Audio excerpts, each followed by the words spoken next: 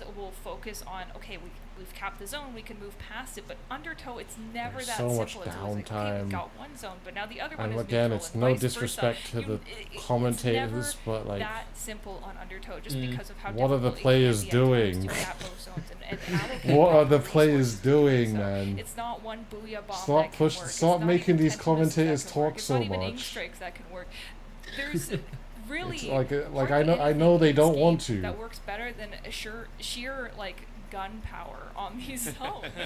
No, it is true. I saw earlier they had some sort of like speedrun bingo, like with some what's the objectives, like that was new to me. Trying to capture them, or do you try to always keep one in limbo if you have that lead to make sure the other team just simply can't give you a penalty? Yeah, you look at where the opponent could safely turf one of the zones. It's really cool right? the way they fill that space in the broadcast with right and on the glass, because that means that the opponent can't turf or contest a zone. Better than a you're gonna need a special. back you're gonna need soon to fight it out with screen. you want them to have to commit a lot of resources and show their hand very early on, because even though there are 2 splat zones, if you have them, the counter still moves at the same speed. That's why enemy likes to go here. They want to try to hurt the members. I'm trying to stay awake, okay? And if they're hurting them, you want to make sure you're also just keeping Cream Soda off of balance. And how do you make a great anchor player feel off balance? Because we're talking about trying to keep Wave uncomfortable for most of this game. How do they best do that throughout the game here?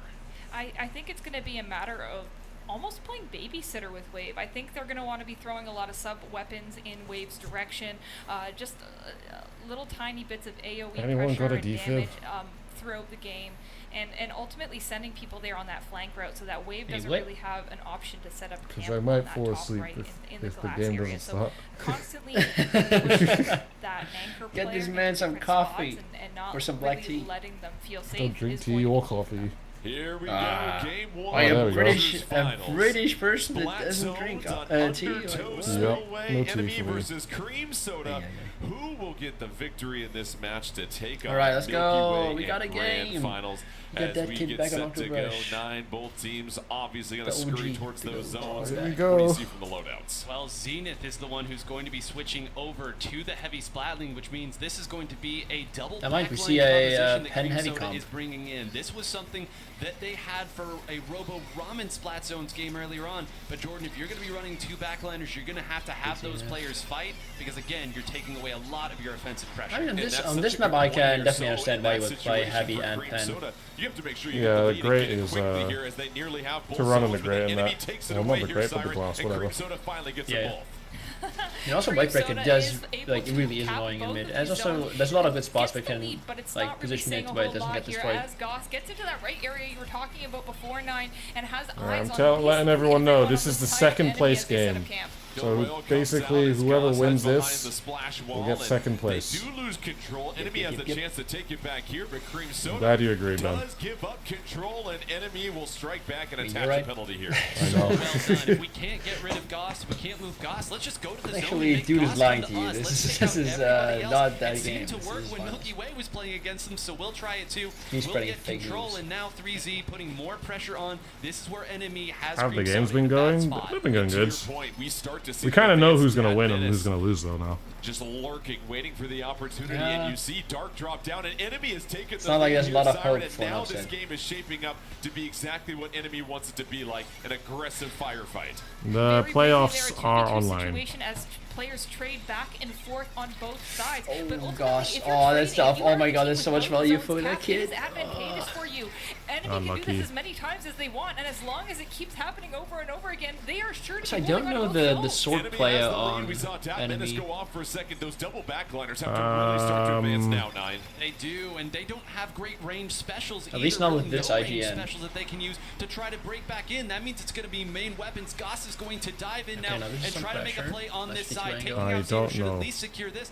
Now moving up on this side and trying to take out Dark. okay. Call it a That was a wipeout, good flank. falling like Wipeout. dominoes. Whoa, did Cream Soda need that? Goss, an unbelievable effort. A double splat, and Cream Soda has buoyed themselves back in this game, and they are now chopping away at their penalty. But quickly, enemy comes back into the scene. Zenith no, that's a good backpedaling, spot takes for a care of heavy. one. Yeah, so that's really far, good. Cream Soda, they're holding on, and now they're being the aggressor, Siren.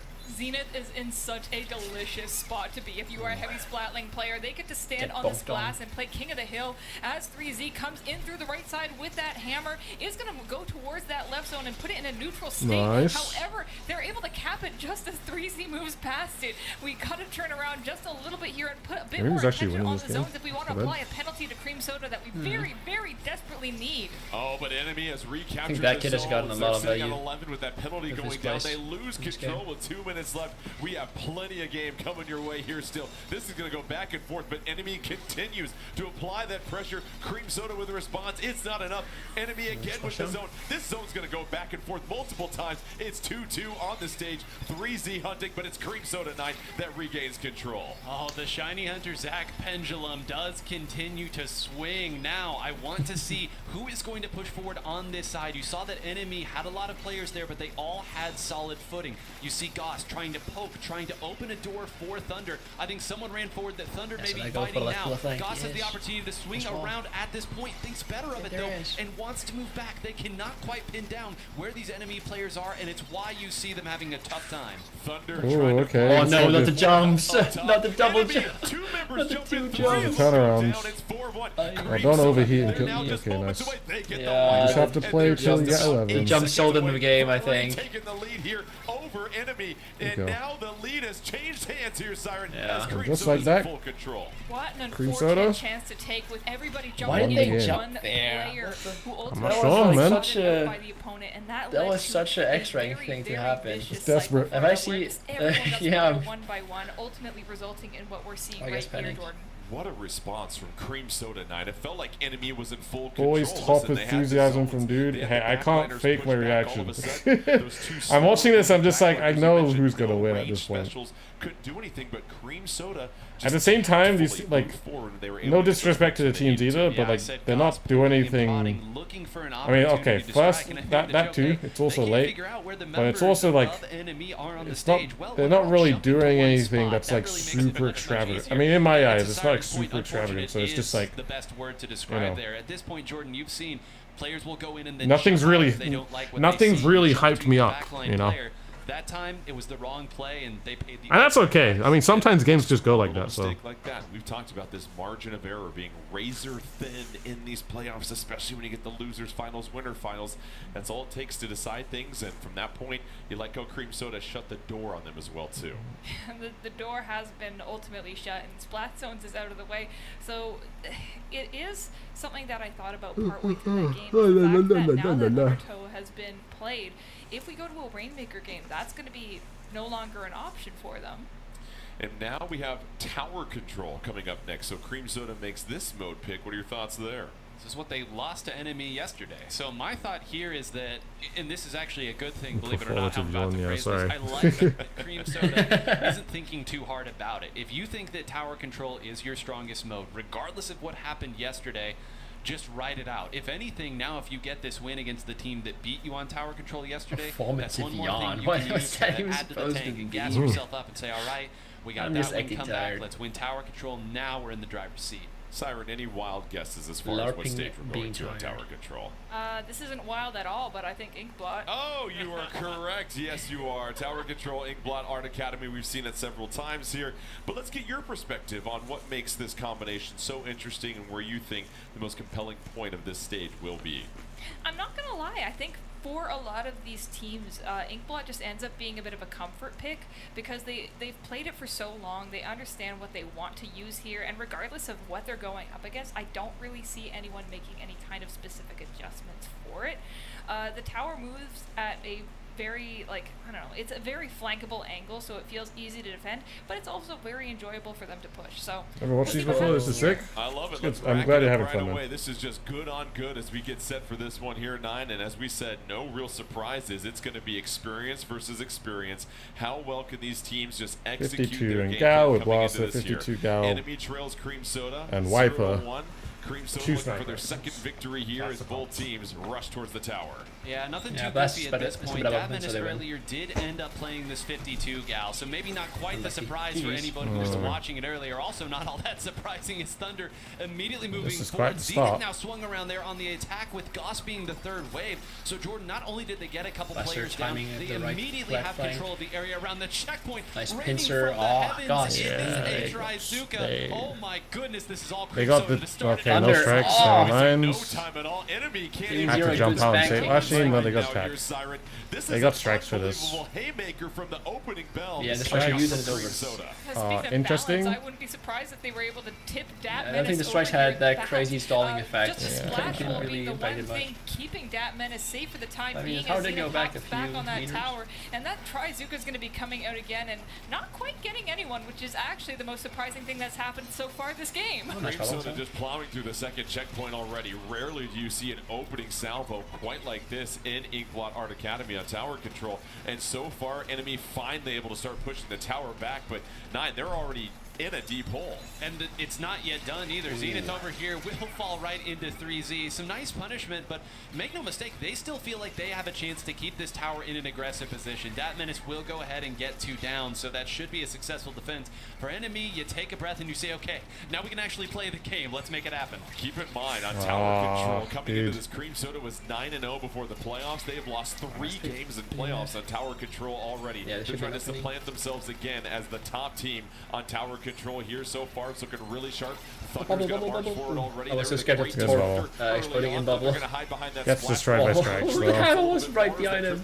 Ink strike comes in, but then 3Z trying to pursue a few members. Alright, that should be another deep push. Dark is very low. They're both the enemy spawn, in the top left corner of the map, so they should be Creamsoda it is as they approach that second checkpoint. Thunder getting in towards Zero, and we see a few members of enemy bunched up here. This could go either very well or very poorly for them. Zero does have to basically jump to himself to survive this, and ultimately jumping out in the end. Well, and sometimes you just have to get out of there and say, all right, let's recollect at that last checkpoint and allow Creamsoda to get a little bit further, because it's not worth the risk right now. Already at 29 though, 9, and listen, with 2:30 left, it continues to work for Creamsoda. You don't even think about defense, you just keep applying such impressive offense here. Yeah, keep control, and when the opportunities present itself, take them, and finally, enemy's gonna get what I call kind of a clean wipeout, forced everybody else back, and has some specials to attack their opponent with. A nice job. The other thing though is that Creamsoda had specials of their own on the defensive side, and already 2 go down with a 3rd shortly to follow.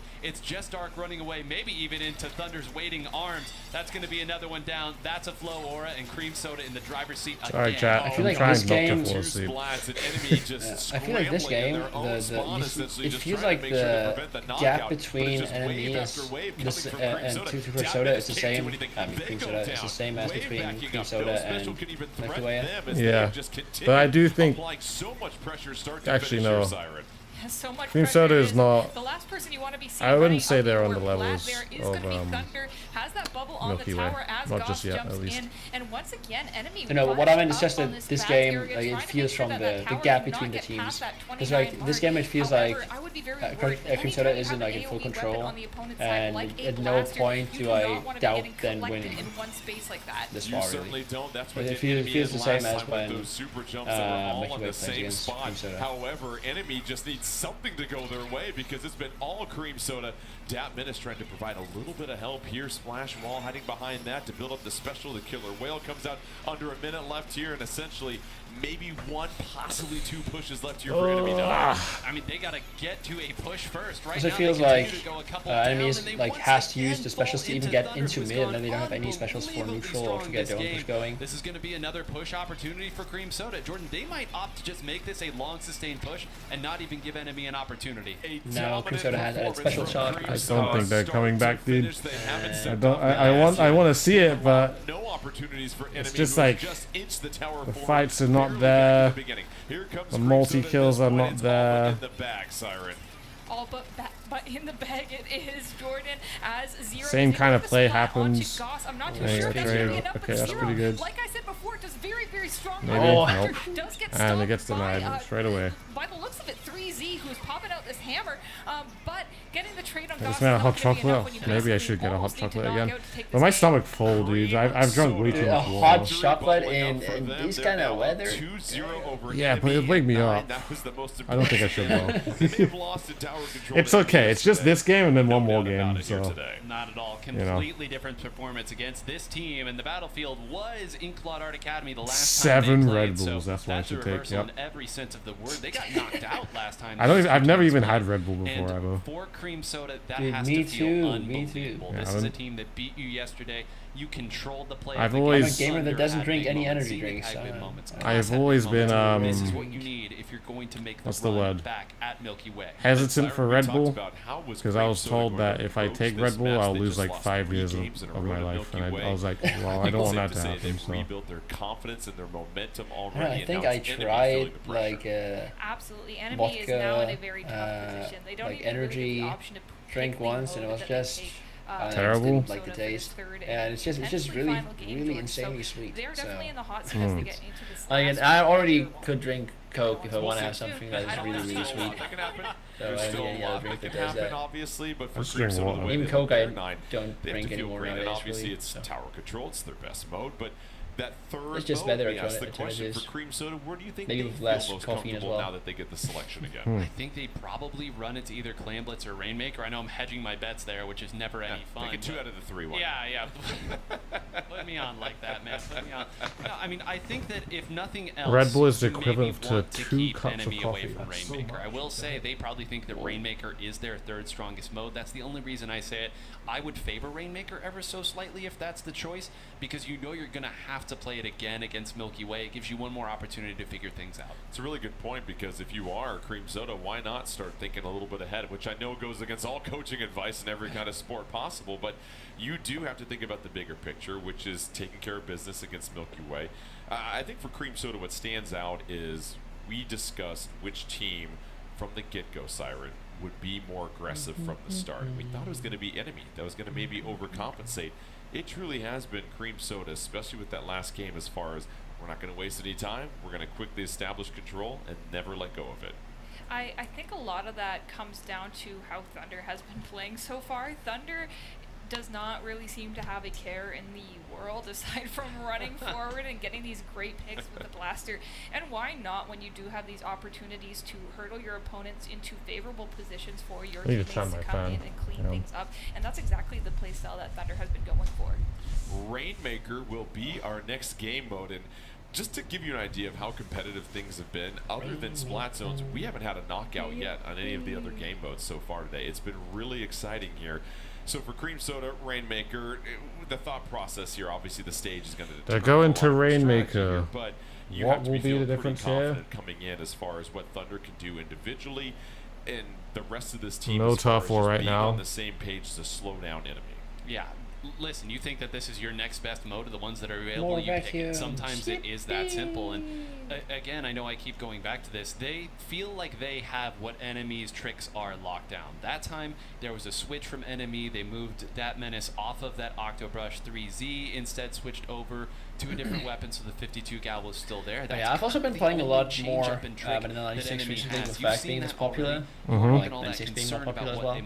But it does feel like a lot of times it does feel really bad sometimes when you, especially I feel like against Nautilus, I just hate fighting Nautilus with 96. I can imagine. hate the matchup with all my heart. It's just being able to apply you pressure feel like, off yeah, the I right should and then hit for this zero to guy, get comfortable. and it's not even They like just you haven't had a hold moment to firing catch their for breath, it feels like, is it especially R in for a the last long game. time where you're like, yeah, I shouldn't hit my 7 shot because RNG is bad at that point. But the first 2 shots don't hit, you're like, no, I'm GG's, I'm dead. It's so annoying. And Stampers as well. I mean, Stampers are not as popular and don't get played as much. It's gonna be hard. But whenever I play against Nautilus and solo queue, I'm like, man, I'm gonna try to fight anybody else in the stream, but not them. I have a lot of thoughts on this, but they're not nice enough to say today. All right, well, Siren will keep her. Is it time? Okay. About Let's my see. resorts to herself. Just kidding. This is going to be really, Two really good here 96s because once for again. Enemy, you get the chance to choose this go- stage. No backline Why do you think comp. they go this No direction? backline from Well, this is where they Enemy. went They the like doing first time that. they had the opportunity to way back early on at the very start of the Splatoon 3 North Oh, American League oh. 2026. They Okay. went here and showed us that Wow, of all the crazy Enemy Rainmaker guys. It's gonna be free stages, check. this Now, might be the yeah. wildest. Such short distance picking it between up. the 2 pedestals. Oh, wait, can't even see bro! the off screen up there. Bro, come on. This can turn on a We dime. saw If you that feel like wave, you're losing we control saw of the stage, that. Why not go for it? I think you said that minus way more aura. gracefully than I Minus could have aura. known. That's These lucky. pedestals are very, very close to each other. 3Z going Dude, in and that taking out oh my Cream god, Soda. that messed up This their could be whole a very, push. very That messed up their strong whole push for opportunity to members of push. Enemy, and this is This should have absolutely been proving why they checkpoint went for into this Cream game in the first Soda. place, Jordan. Enemy oh no, this is going to be so much momentum for enemy, dude. Especially with Hammer here as well. This could be a quick knockout in the first couple of seconds. It is, wow, what a turnaround for enemy. They lose on that. Oh my god, that is hilarious, bro. Right there. Under a minute, Jordan, under a minute. Ask and ye shall receive. I was gonna say, I wanted a knockout. Oh my goodness, but that's why you pick it there. And you know, to my point earlier, so funny. If he grabs it there, this doesn't happen. In the back of my head, I oh was my like, do god. they want to run to it was lag. There are lag. That is hilarious. Pretty much every time they have the opportunity to do so, and that's why. Yeah, I need to like. They're still gonna win, but if it can't be a big, they're still gonna win. I hope they're laughing in VC. I hope they're laughing. That thing started off in a flash. Well, it was a lot of. It has to be one of the funniest tournament displays I've seen in a long time. And that kind of allowed, I believe it was 3Z to just run forward. Got a very, very important. Alright, guys, I'm gonna do some jumping jacks real quick. And that kind of opens up the gates for that Rainmaker to move through without much resistance. Unbelievable performance from enemy, and at this point you got to feel a lot of confidence. Now, of course, you're still down 2-1. You have a game 4 coming up. Clam Blitz, Turf War, your 2 remaining options as well too. And what's interesting, going back to you, Siren, as well, is with those 2 remaining game modes, what's the mindset for enemy, and where do you think they feel the most comfortable between either Clam Blitz or Turf War? Well, unfortunately for them at this point, if they want to take the set, they are going to have to play both of them. So it's just a matter of what do we want to take here first, and what arm cam for dude. Yeah, I can only see his arm moving up and down. Soda will pick a I'm doing jumping jacks. We find good on. We don't have to wait long to find out, do we now? No, we don't at all. It'll be Turf War on Museum Delfonsino. We've seen this pop up several times because, again, why would they choose Museum Delfonsino with Turf War when Clam Blitz is still the last remaining game? I don't know, Jordan. Why would they do that? So that you don't have to play Clam Blitz on Museum Delfonsino. Now, I will say for Cream Soda, you talk about just not caring how the last game went and having a short memory. This was how your last match ended. So, you know, I guess if you want to figure this out, you think, hey, maybe if we go against Milky Way again, we'll try this again. Makes some semblance of sense if you want to approach it that way. And with the way that that last game ended, I think you just, okay, let's go back to what our plan was initially. Let's make this happen. Not much has changed. Let's get one more win. All right, we'll see if Cream Soda can restabilize against enemy, but I go back to, again, these game 4s are so huge when it comes to momentum, Siren, because if enemy wins, all the pressure goes back to Cream Soda. Pressure is a very real thing that these teams can feel. If you're sitting up 2-0, now all of a sudden you're back on the brink of elimination. That can do some things to you, possibly. Absolutely, but I think one thing noting here just about the counter pick as well is that we saw enemy excel more than they have today. Just now on Mahi Mahi in a very, very small. Why is Mahi Mahi remake illegal? So having Cream Soda take them to Museum, which is one of the largest stages to work with, especially on Turf War, where you're dealing with. I mean, it's usually mapped that. Real estate of Museum. At least it doesn't. Yeah, I mean, if we play like this, it looks pretty bad. Yeah. You guys move fast in a very small amount of space. But I feel a little bit more. This is not supposed to happen this many times. There we go. Oh, there's DC. Museum Delfonsino. Can Cream Soda bounce back and get the victory? Stay in the game. Cream Soda is going to get the 3-4. Let's go. And now, here we go. As we get set, we will go ahead and reset that one here in just a moment because not everybody was quite ready. We want to make sure you have 4-on-4 in that situation, 9. So either way, as we continue to look at that, I think you made a good point as far as for Cream Soda, you get another rep of Turf War Museum Delfonsino to just practice it essentially in case it does come up again with Milky Way. Well, and you know, we're saying that it's to avoid Clam Blitz, but maybe they just really like it here. I mean, there's something to be said for that. They had a very different composition. They swapped Thunder off of the Blaster and over onto that Splash-O-Matic. With the way that Thunder is playing right now, will that still be the choice? Do they want to try Thunder again back on Blaster on Turf War? There's plenty of Blaster players who stick with Turf War right now. I know it goes against conventional wisdom, but these days you gotta fight it out really hard at the end, and you want a player to have a fighting weapon. Yeah, and you really do, and I think it goes back to, for Cream Soda, you just have to flush whatever happened that previous game. Don't carry it into this one, whatever. Enemy got their victory in 1 minute. We're still up 2-1. Let's compose ourselves and put this thing away. Yeah, that's the difficult thing. And I think when you're building like a composition or a group of players for this, doing pretty good, Elias. Like it's an interesting mindset to have because, like you said, you do want someone who's going to be able to fight and just win those battles so that everyone else can just hang out. All right, we're painting, we're getting our ink out here, but It's okay, because after this, the next game will start. I think it's one of those and we'll have to wait 30 minutes for that as well. Then the entire, the whole thing shifts, basically.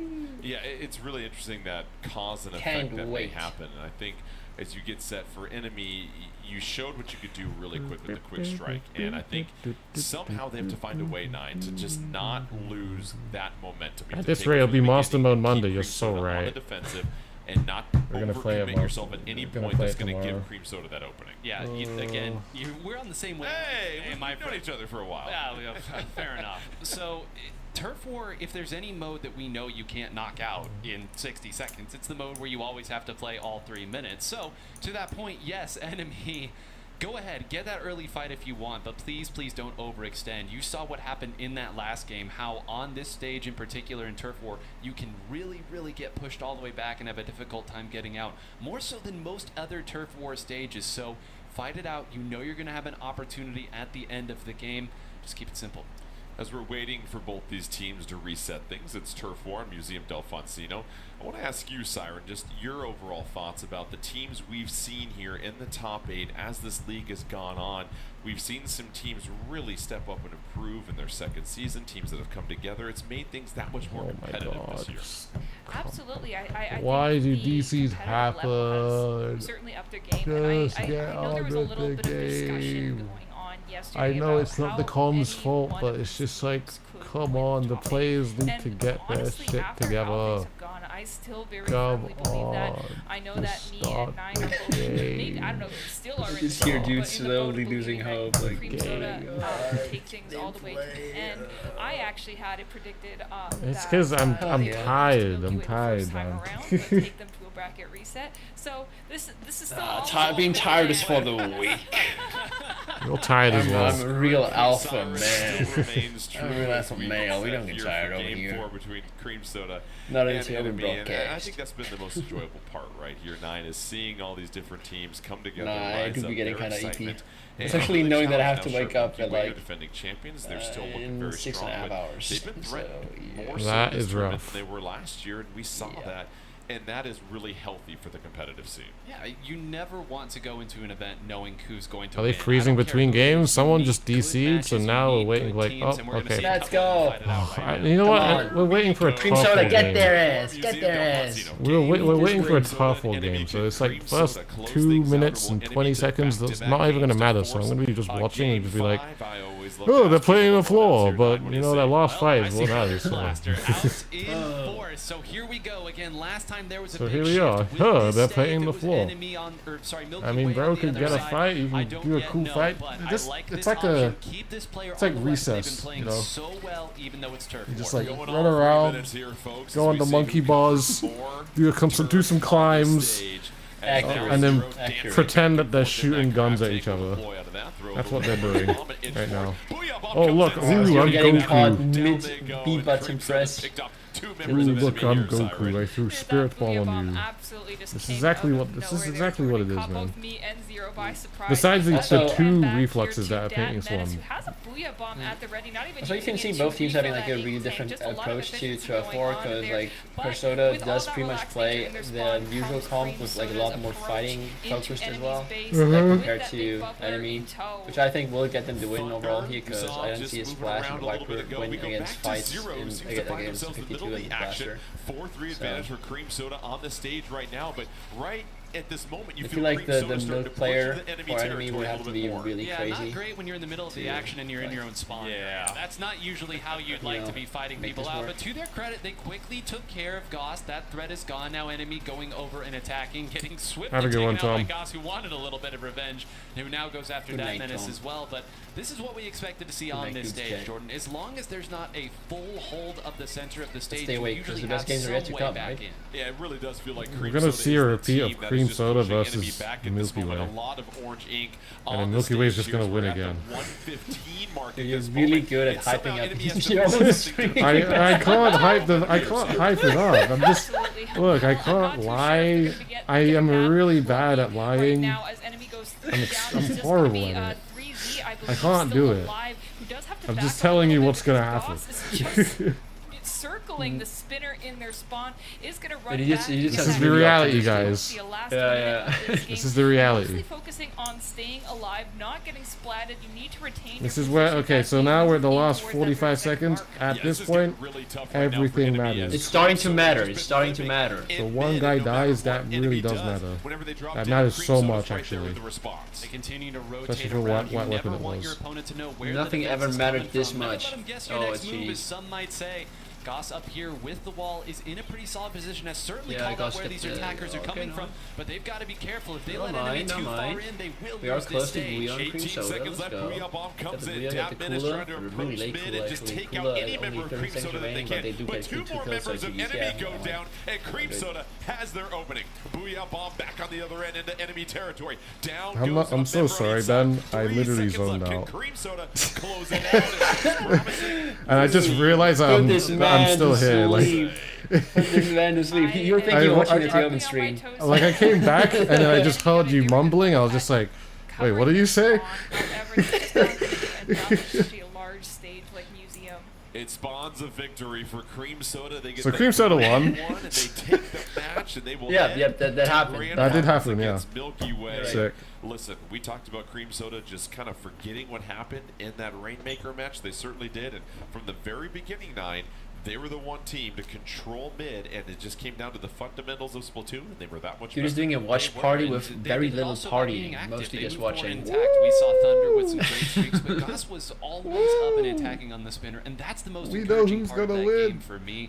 They weren't sitting back. You never got the sense that they were afraid or that they were deviating from their game plan, and they've got to feel good now. All right, we're going to feel great because we're sending it over to Zach at the replay board. Zach, some great stuff there in that last match. What do you have for us? Come on, well, I don't know about Siren's conspiracy around Mahi Mahi Resort, but what about this conspiracy to the museum to Alfonsino? What was that T-shirt today?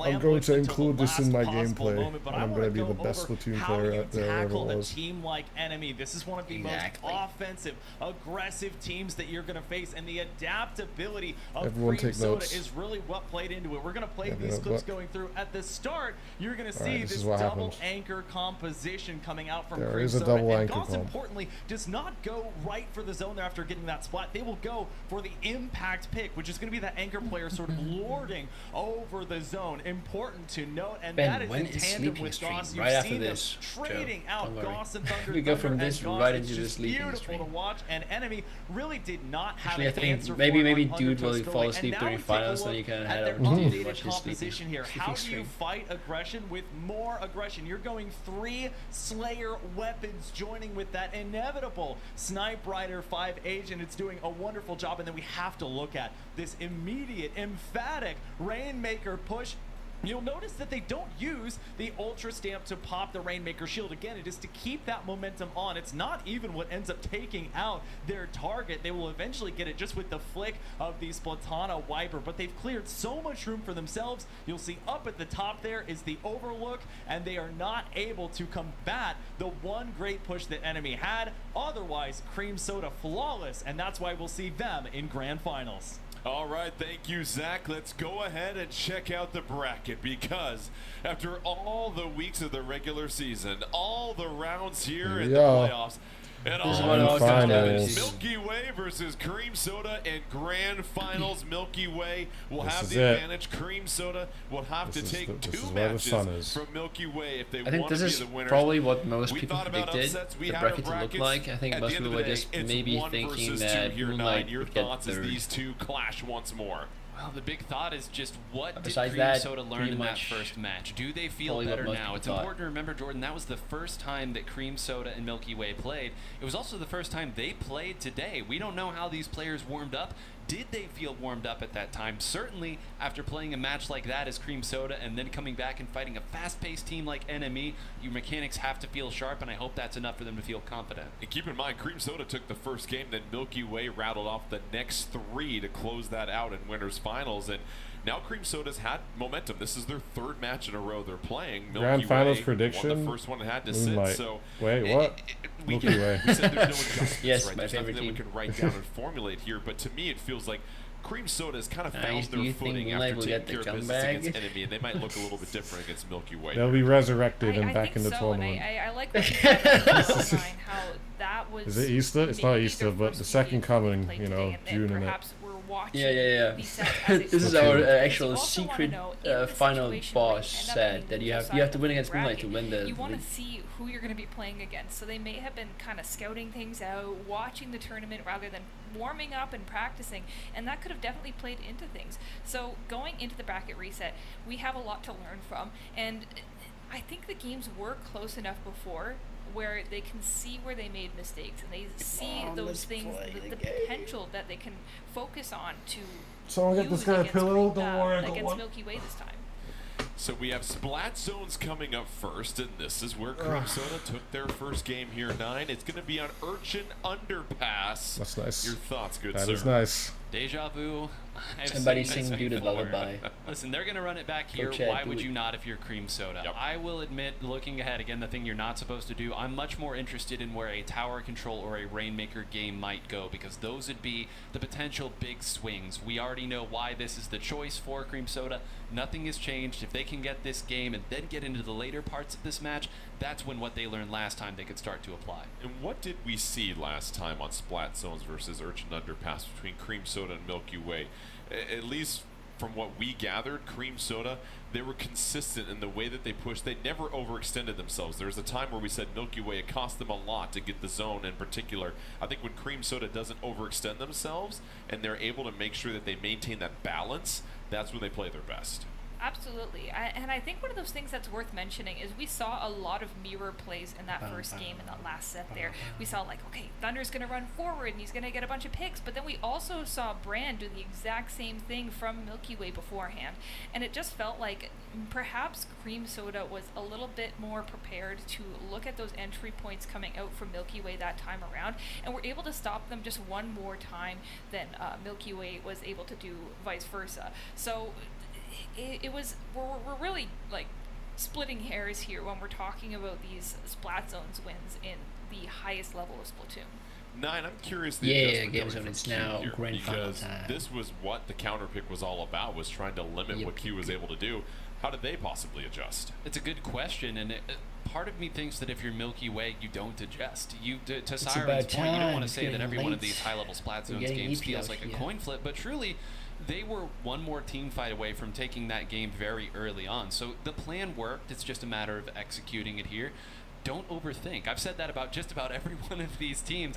They prep a lot, but don't overthink. I hope you don't gotta go work tomorrow. For you in the past, I think we'll see the same composition they brought out last time. They're going to ask Cream Soda to replicate, and that's a tall task. We're still getting a few things dialed in before we get going here with our grand finals, but I think it's worth just mentioning to people Milky Way and how dominant they've been over the last 2 years. They came in with 400 regular season points, the more that you could accumulate over your 4 event score. They were the champions last year as well, too. And listen, all this talk about other teams improving, there's still a team at the top that has been consistently there, and it's Milky Way, and it's because of their cohesiveness, their chemistry, and experience.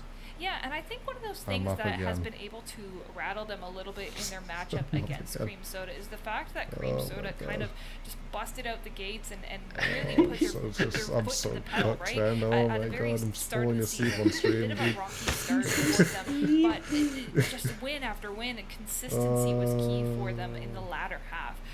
So it's just those little things that they have to think about, because with Milky I'm gonna go splash water on my face. Hang on, give me a second. They are a roster of players who has very, very hardly faltered. They've been, for the most part, the same 4 or 5 players grouped together, and they've done so many tournaments together. And so it does take quite the group of people to even, like, you know, shake them, and Cream Soda has been able to do that. So whether they're able to speed up to the level of we gotta sing Dude a lullaby when he comes back. I think that's going to be the biggest decider. Yeah, well, here's an opportunity for them to do so as well, too. And for Cream Soda, all season long, what has stood out to you about them, 9? Because there's a reason why they were able to rise to number 2. Cream Soda bracket reset. I one half of me wants them to. The other half of me wants to go to sleep. When we talk about Milky Way's win, I want them to, but I hope they don't. In that Rainmaker Manta Maria game where it just feels impossible to get anything started. You never know where they're attacking from. You think you pick one out and you've fallen right into their trap. with Cream Soda, they improvise. They can find ways to break out of almost every sort of situation. Every one of these players, I mean, how many highlights did we watch of these players? It seems like all of them showed up at least once with just some of the most unbelievable plays. I'm here. I'm here. And the way they win when it works makes them look unbeatable. What's difficult about Milky Way is Milky Way doesn't give you many chances to make those types of plays. I just went to go splash my face with water. I'm here now. Oh, there you go. Get one. Taking on Cream Soda. Splat zones and Urchin Underpass. Cream Soda victorious in this matchup last time. Can they do it again? Right. Milky Way. Repeat. I splashed water on my face, guys. Listen, Siren, I imagine activated a lot now. of wholesale changes here with the loadout. The stream will go on for 4 more hours. Really Don't worry, guys. I do see Wave going onto the heavy splatling once again. I'm so glad we get to take a look at that there as Wave looms over the zone. Cream Soda getting a very early coverage onto the zone. Well, at least we're in a game. We're in the game, you know. Early pick on Brand, and that's kind of a big deal when you consider the rampage that Brand went on last Donation to your sleep fund.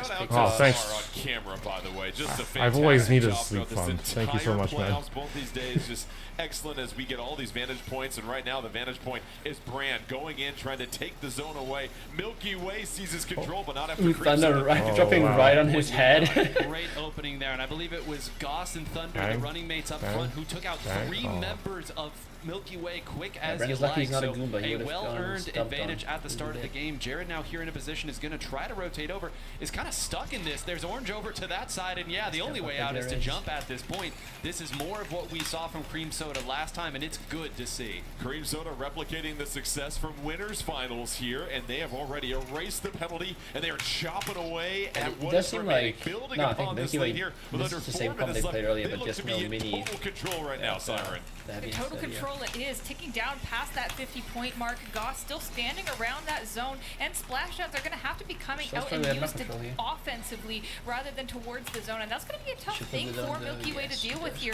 They just have to get Jared on top of the zone to be able to cap it and apply a little bit of penalty onto the members of Cream Soda, yet they're just barely ticking down the penalty of their own as 2 of their members go down. And Cream Soda just snatches the zone back immediately and then advances forward. They look to clearly be the aggressors in the early going here, and they've sustained it so far. Here's Zenith on the backside, just trying Cream to provide Soda's winning. a little bit more cover. Yeah. Why are you surprised? One is better than the other. I only just realized. I know it's been 2 minutes I've been watching, but now that I think you maybe need some more water on your face. So there you go. Maybe I do. A couple that forces everyone through, and now that penalty is all gone. Q's going to go over here on this right side. You want the tomorrow off game zone? I envy you, man. I envy you. Now it's Milky Way's turn. You know, it's crazy. The moment I said, "Oh my God, Cream Soda's winning," instantly lost what happened. And now, okay, well now it's just wow. Okay, the whole game just changed again. Oh, what a jump. Maybe got a little bit overzealous there, running towards the hills and taken out immediately by Brand. But yeah, Thunder, just stay there. Just stay there, Thunder. Is the fact that they're still holding on to the zone and they have a very low penalty at that. Thunder's still standing on the hills, but it's going to take all of Jared's efforts. Game zone, I wanted any other team than Milky Way to win, just so it's not Milky Way again. Unfortunately here, you know, gotta root for the underdog. But at this point in time, it's also really late, so I would appreciate if Cream Soda does not get the bracket reset. Because at that point, it's like 1 a.m., like almost 2 a.m., I gotta go to sleep eventually. Goss surviving a 1v2 is something I feel like I say. If it comes to bracket reset, I might have to do it, I'm gonna be honest. That's okay. But we do not expect that to happen. I mean, dude already told me the results, so it's not gonna happen anyway.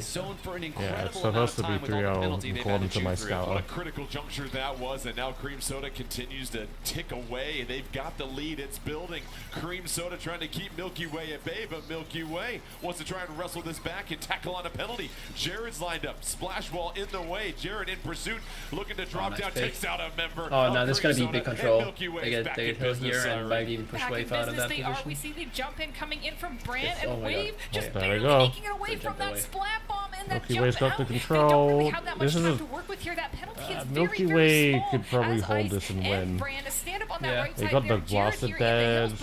How disciplined they were before, I expect them to not choke this position. The wave breaker is not good from Cream Soda's side. Coming here from Milky Way Both as they teams continue coolered to up. inch closer towards that 9 score. Great jump. Milky Way has got the Cream Soda Yeah, backed it's up in over. this moment. 9, Especially that last kill. They already lost Thunder, so that's a great way to start it off. You Oh, see Brand them might firing. die. They've identified where all the members are. Again, no range specials for them to Two take it out. That kills. did not get onto the zone, so the lead will swap. Is There's he still better an off the opportunity zone? for Cream Soda to take the zone. Hold They're going to have to it. get through Ice. And No, Ice, it wasn't missiles. Ice couldn't pay because he wasn't missiles. Unlucky. I understand though, you just need to buy some time for the rest of them to come in. There we go, now they're gonna win. Just like how, seconds remaining. Milky Way trying to hang on to it. 12 seconds remaining before overtime. Jared on the right side trying to retreat back, doing all that they can. The zone's wrestling back and forth. 5 seconds remaining. Back it goes to Cream Soda. Oh, but Milky Way has a chance to stunt and take it. It's overtime. Who will get it? Cream Soda will advance overtime. It's 4-4 on the stage. Here they go. Can Goss go okay, on? Goss No, dead. down goes Goss. Milky Way, is this the opening they need? Overtime continues. Ice advances. Specials coming out. Brand gets the splat. It's 4-2 and Milky Way able to close things out in Milky overtime. Way won. Oh my god. I am, They're the champions. by your lung capacity. 3-0. Let's vote skip. Let's vote skip. Boys, there's a lot of shouting that can go on in the household sometimes. But how about the ability there of Milky Way to never get eliminated out of contention for the most part?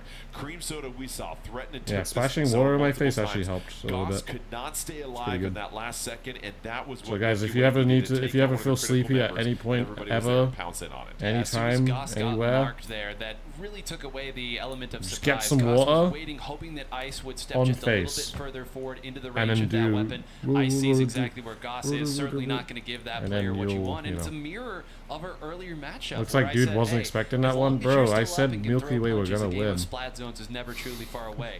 This time it was Milky Way proving that right. They do talk a lot, yeah. They do talk a lot, and I feel like this. They need like either they just need the players to just and now essentially your best card's been played. You could argue you're down 0-1. get on with it. Come on, be here. Like, okay, this match is. This match is started. Make sure all 8 of you players are ready. So then, when we're transitioning to the next match, okay, commentators, we're gonna talk to the chat for like 3 minutes, 3 or 4 minutes. We're gonna do our thing, and then we're gonna get straight into the next match. Instead of it being That's like, literally what they're doing at like in-person events, right? They have people standing behind both teams, being like, "Press A, press A, guys." Well, press yeah. A. Like, try ready up now. They need to be they're ready literally pressing you to so ready much up, so quicker. downtime. Yeah.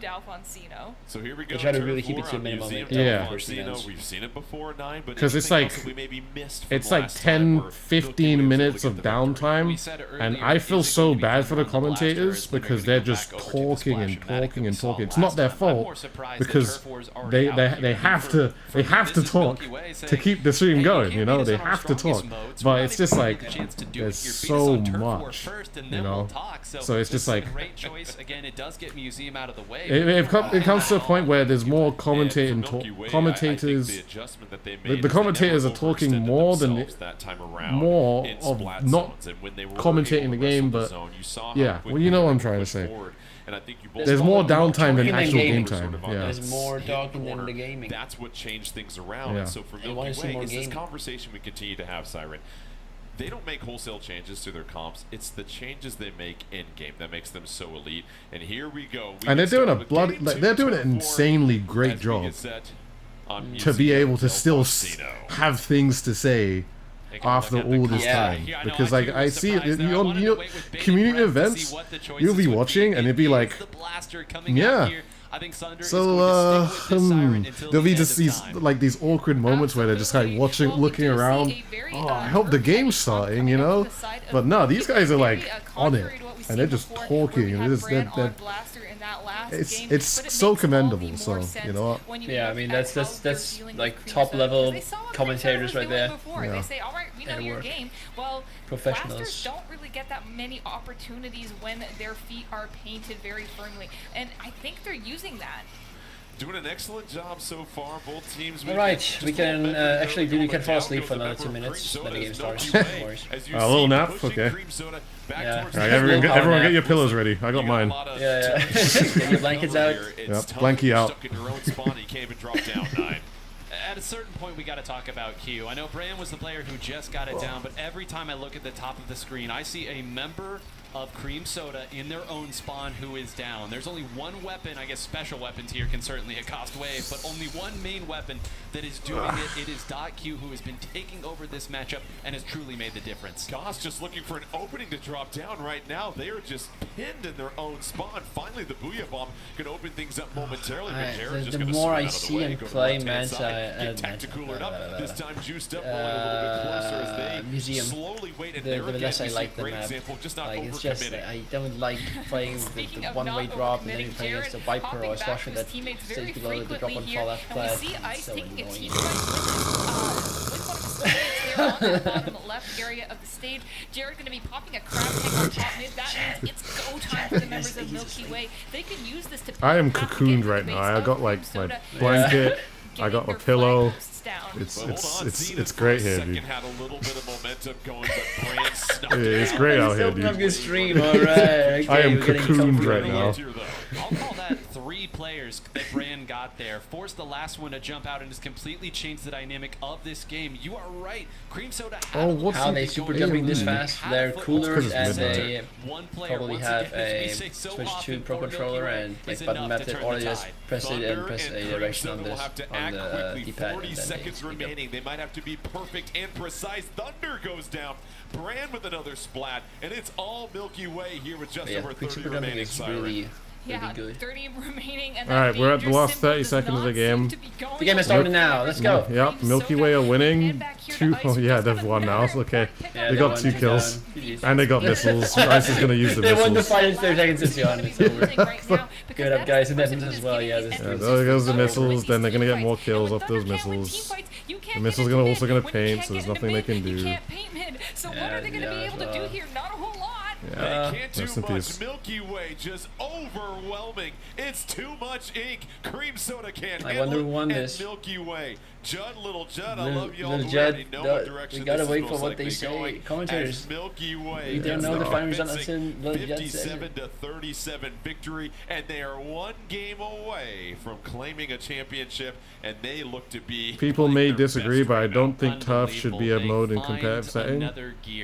We all agree with you. 99% of the chat agrees with you. Because something that we didn't see as much this season was the slosher. I don't know. It's like I wish it was there have been a lot of good and calm. A lot of different weapons that may have shifted. I don't know. The JP scene like made it big and all that. But it doesn't make it right. It's just not competitive.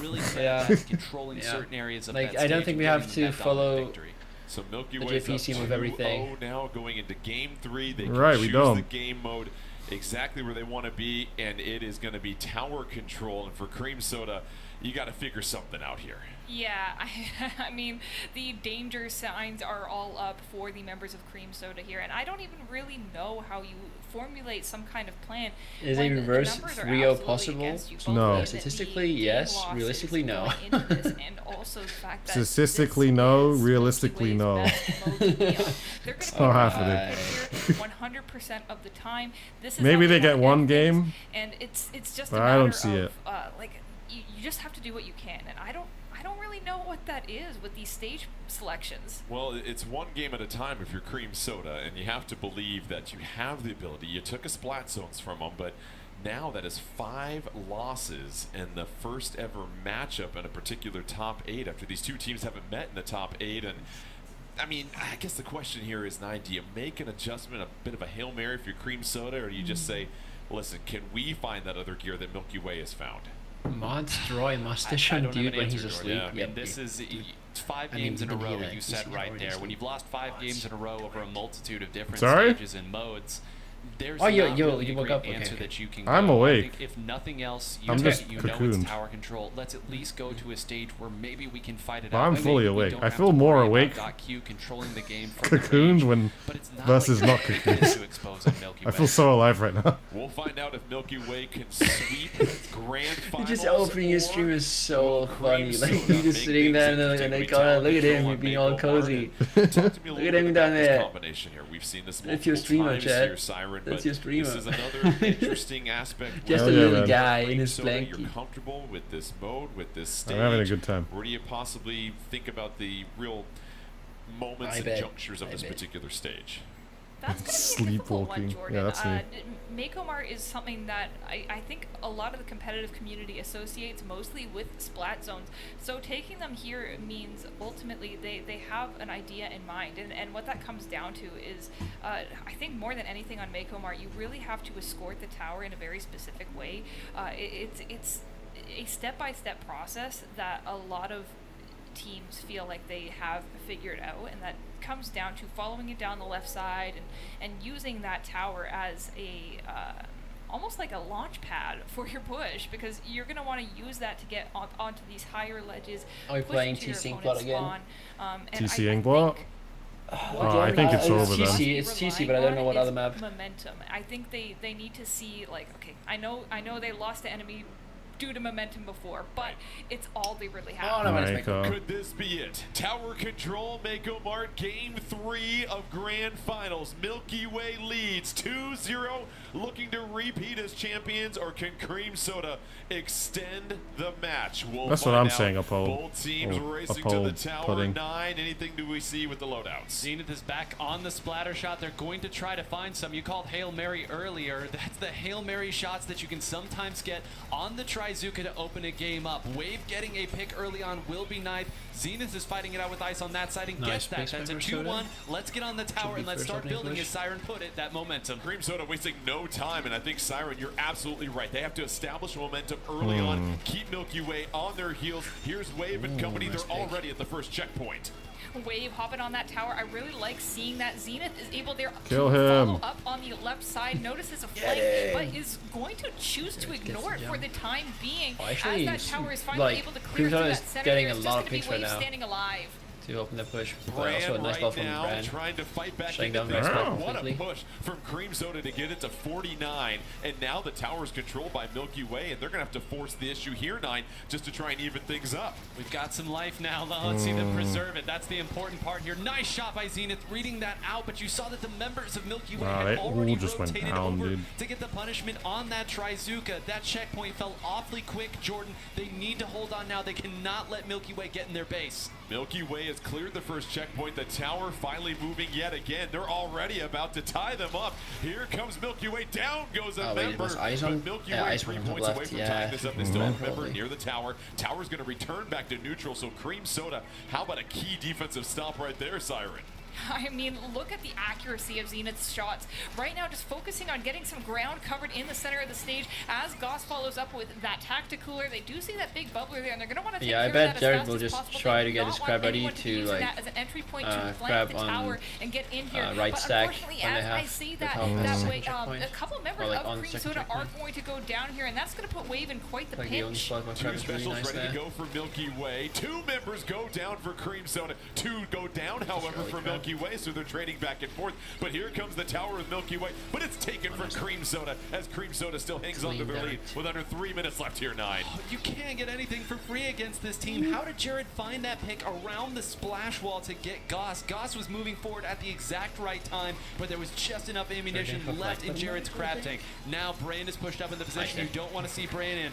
Fighting it out, a little assistance. Goss will hold that. That's a big 2-down situation. They are still holding on to this lead ever so slightly. The tower returns. Zenith trying to hop back on it, and that this is a completely open game still, like 52, 2 members go down 49 again for is Milky Way. We're not seeing that quite a bit here, Siren. crazy Milky push Way here. can't seem to find their balance right now. Milky Way having a really hard time at finding a proper flow in this game. Like you said, their Goss getting the pick on Ice. That is a huge deal. Ice is one of their more defensive players on the side of Milky Way. So Goss running forward, trying to take out Jared, who is not able to jump out quite in time. They do have a killer whale at the ready, but they're not going to be able to use it just yet. Waiting for that tower to follow up before they push that momentum a little bit further. I mean, they should be able to extend the lead with this push. Down on the left side, control of tower again, and have to back up into top mid. Meaningful out of any of this. Cream Soda came to play. Under 145 left. They have a narrow lead. Can they hang on and force a game 4? Here comes Milky Way, though. Goss retreating. Goss in between two things. Down goes Goss. Jared in the crab tank. All of a sudden, Milky Way that was a good team play. Take control here, 9, as they have the tower. Well, thank goodness for tactical. They got booyah. They just top left. Yeah, there it is. Yeah. Top left booyah bomb. But they have some specials. Keep an eye on the just the Julius is so helpless on that side. It's a bit useless there. Against the Blast 52, the Blaster, they can just drop in. Never mind. Should have had the Blaster and booyah bomb left. What a relief, Siren. That was a remarkable defensive play. Maybe.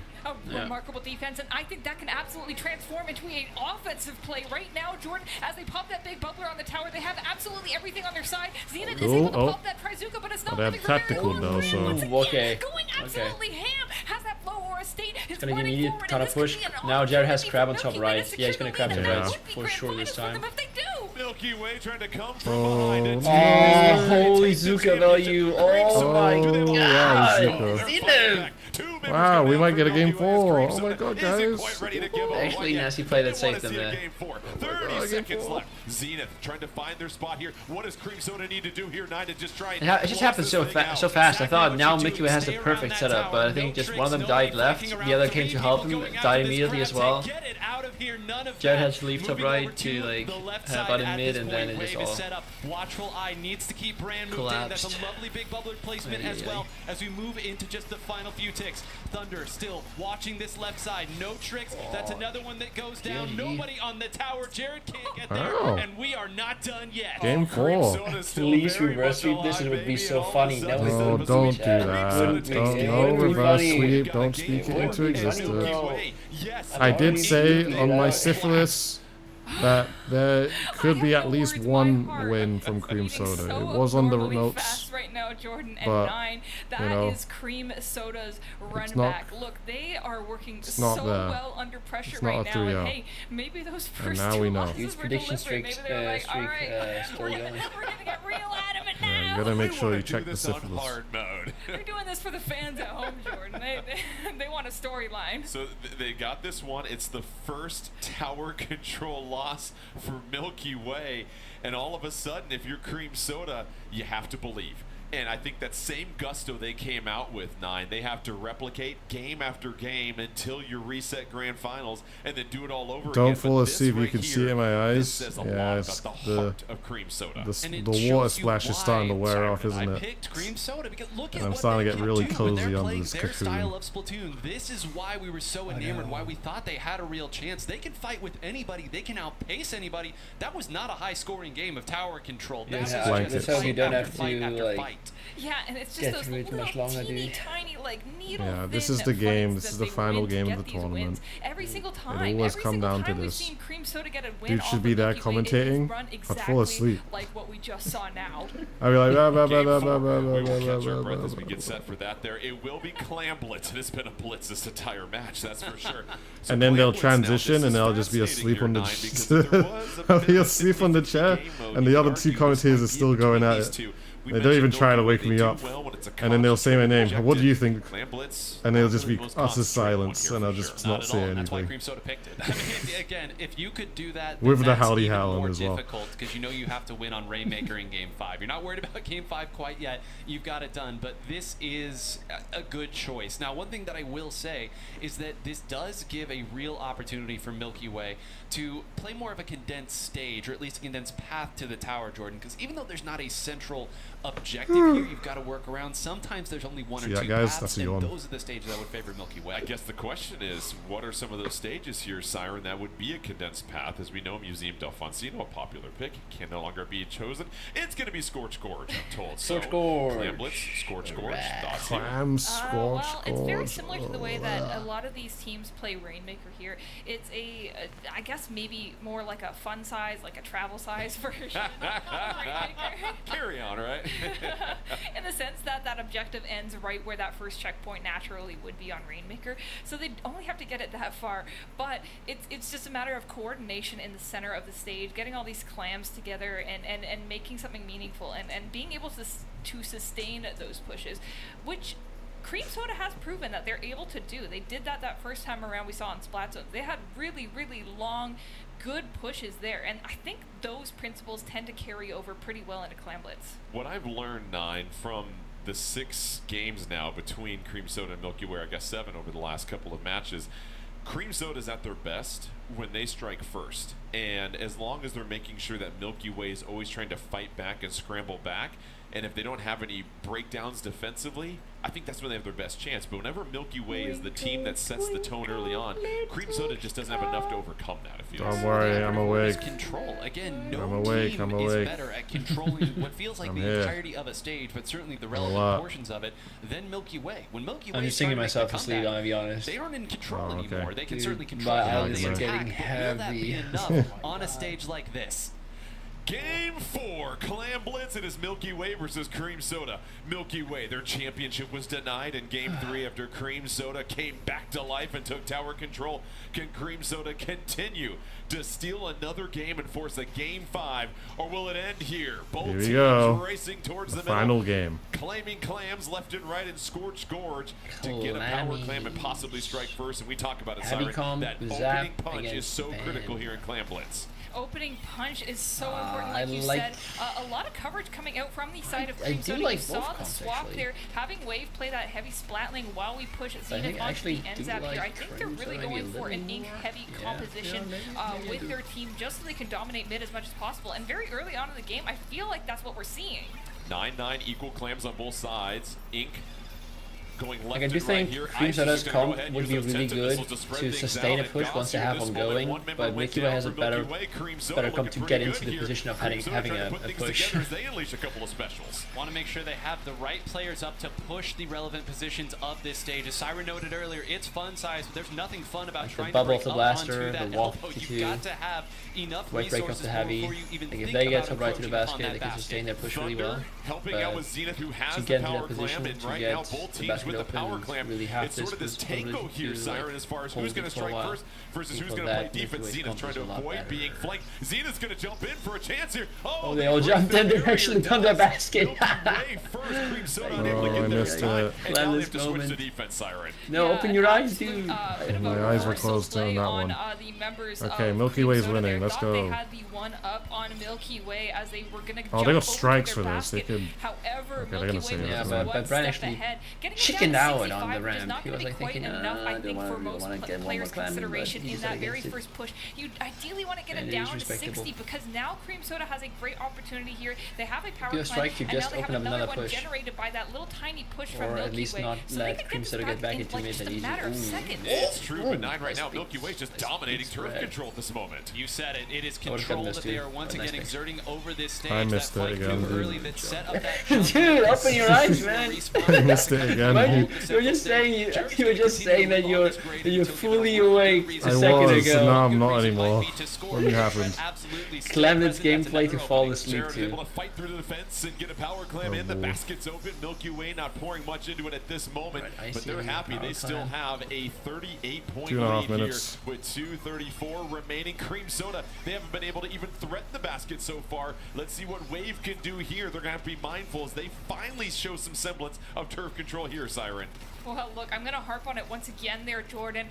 They haven't gotten past that 60-point marker yet, and we're more than halfway through. Again, I'm already They have repeating put myself, them but at I a think huge that risk Cream of Soda is going to losing the struggle lead. to And really even get something onto this like left ramp overtime to a team like to Cream get Soda, into a Cream position Soda where they can use the bubble and get value out of it. non-existent push that they don't even have yet until the end of the game because they're holding on to such a good amount of clamp control. Look at that. They have a 20-point crab amount into of clamp missiles, that they can into use, Tri-Strike and is just going to be disposal. always And we're better only for talking Milky about Way. right now. They can make something To more open for happen, but pushes. that obviously obviously means needing to stop Milky Way from running in towards their basket. That's the thing, though. Milky Way is just chipping away, and now time is of the enemy for Cream Soda. Yeah, chipping away. Look at this. They feel no pressure to go forward at any point. They have scored one power clam, one power clam, one power clam. Let's go back to the center of the stage and work this. That's another 2 down. Jared's still rotating here. It's another power clam. You see juggling 3 power clams there in the backer Cream Soda, but that's only making this control easier for Milky Way. It really is. Under 90 seconds left, and Milky Way has dominated this from the beginning. Can Cream Soda find any type of opening? It's Brand and company just shutting the door on any potential push.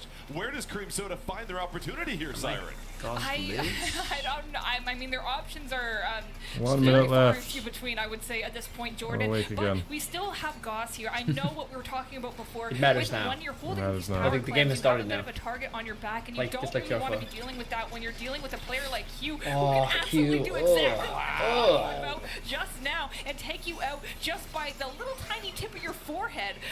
So I think they're going to have to rely on players like Goss who are not picking up these power clams to make these moves happen. Yeah, it's just like Goss needs to force something running against 4 people, and it's control. Really they have an not easy. opportunity here to make it work. That's Brand down, so that's one player. Any one of these players you take down feels like it might be the opening on the door. Will they move through? They don't have a great special to try to break through.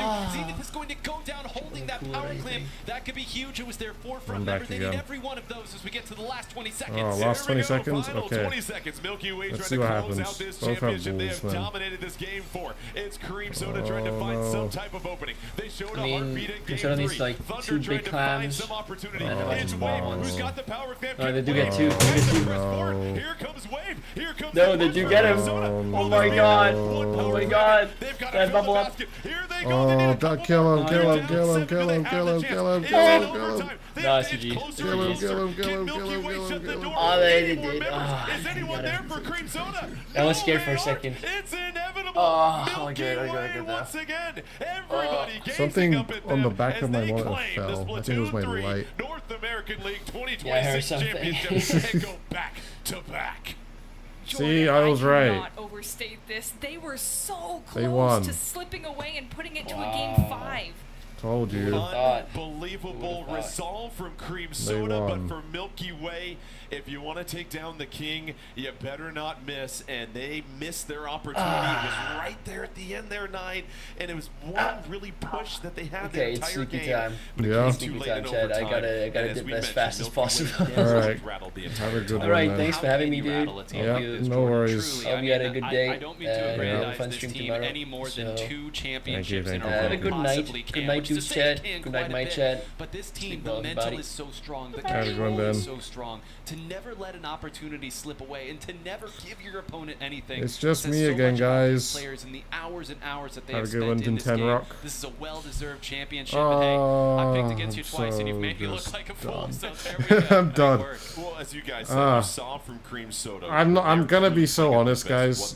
This wasn't as interesting as the last North American League, in my opinion. Milky Way, they don't give you much margin. Obviously, congratulations to Milky Way for winning again. Milky Way just too strong, too connected down the end. But I feel like all the games, cheer on Cream Soda to the very end, but at least in my opinion, I just didn't. There wasn't really like anything super spectacular that happened that like was like super hype. You know, like they played, it was like back and forth, but like it was just, you know, and eventually there was a winner. And not really giving their opponent that's just the unfortunate thing for me. But you know, it's cool that so poetic that the composition we got things like this still. It's just that all the games weren't super interesting for me this time. With Jared on the dualies and Ice on a variant of the Splattershot Pro. It's not only the camaraderie they have, is the world champs? it's the I'm not same sure. composition they won last year with. It doesn't hit, I don't know, for me as well, yeah. It doesn't hit as hard as like a LAN, where it's like everyone's in person and then you can hear, you can see the players, you can, you know, all that type of stuff, like all that stuff is just so exciting. They meet twice. It's the same result in both these matches. Milky Way 3-1 over Cream Soda. And so, is what it with is, though. That concluding our season for 2026, just final thoughts from both of you as far as all the fun and everything we've experienced over the last couple of months. He's a speechless man. Siren? I have never felt more inspired to pick up a controller and really put my heart into playing Splatoon the way that these amazing teams have this season, and I've just loved seeing everybody come together and really just it's still fun to watch. I've seen out of these players this season is out of this a LAN event would be so hyped to do. Seeing the way that they go, wow, you really gave me a run for my money the other day. You guys are doing great. You're improving, and next season that this comes around, like, you are going to do so much better, and you're going to see. I think it'd have to be during a period where, like, it fills my little heart. Everyone is not in, like, the fast beating heart after all the action that we just saw there. Nine, how about yourself?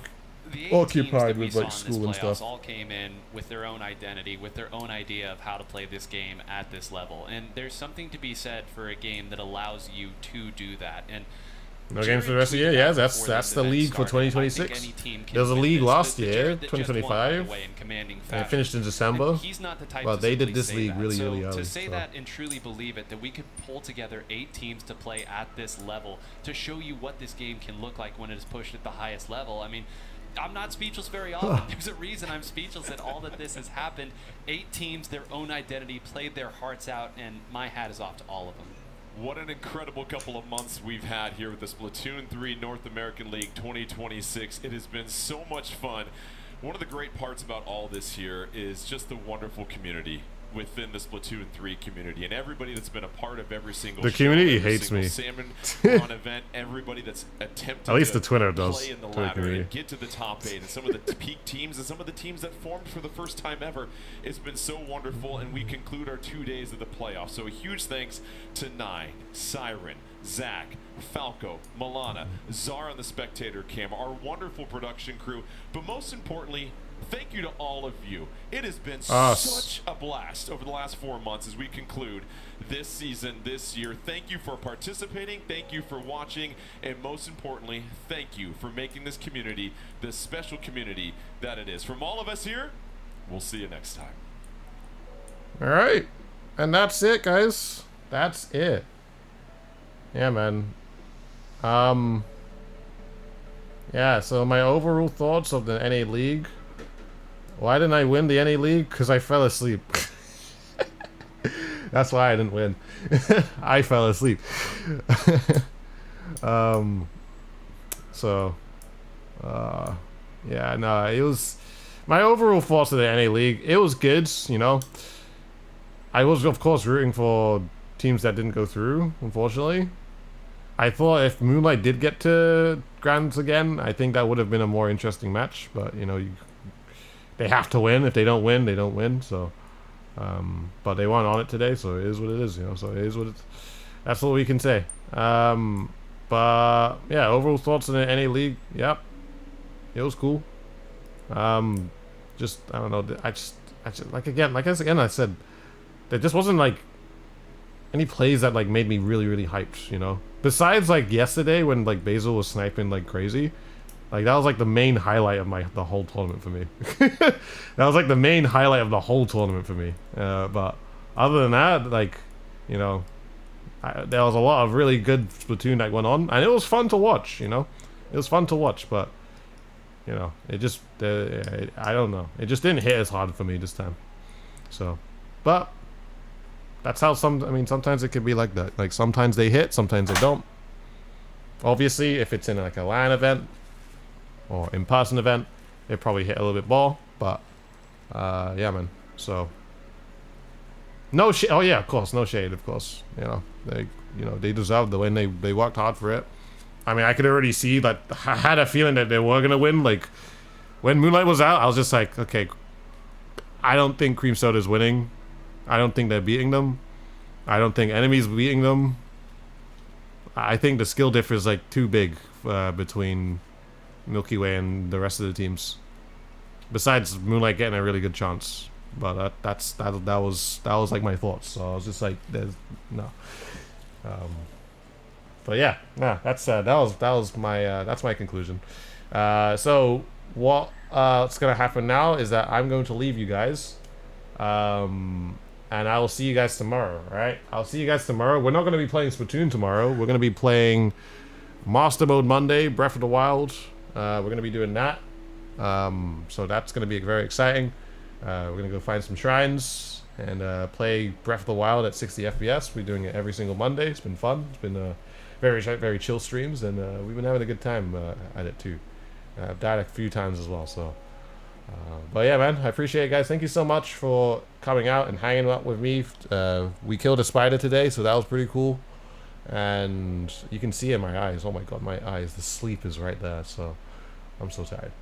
Alright, guys. I appreciate you. Well, thank you so much, everyone, for coming out. And I'll see you guys tomorrow, alright? We got another stream tomorrow, so have a good one, guys. Bye-bye.